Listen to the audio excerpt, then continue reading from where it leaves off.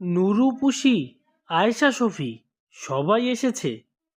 আমবাগিচার তলায় যেন তারা হেসেছে। রাঁধুনিদের শখের রাধার পড়ে গেছে ধুম। বৈশাখ মাসের এই দুপুরে নাইকো কারো ঘুম। বাপ মা তাদের ঘুমিয়ে আছে এই সুবিধা পেয়ে। বনভোজনে মিলেছে আজ দুষ্টু কটি মেয়ে।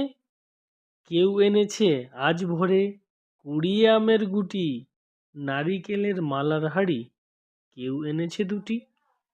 কেউ এনেছে চৈত পুজোর কেনা রঙিন খুঁড়ি, কেউ এনেছে ছোট্ট বাটি, কেউ এনেছে ছুরি।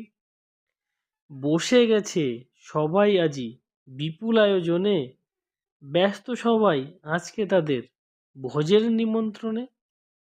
কেউ বা বসে হলদি বাটে, কেউ বা রাঁধে ভাত, কেউ বা বলে দুধ তুরি ছাই, পুড়েই গেল হাত।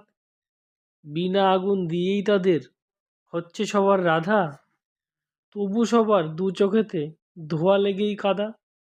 কোরমা পোলাও কেউ বা রাঁধে, কেউ বা চাখে নুন, অকারণে বারে বারে হেসেই বা কেউ খুন।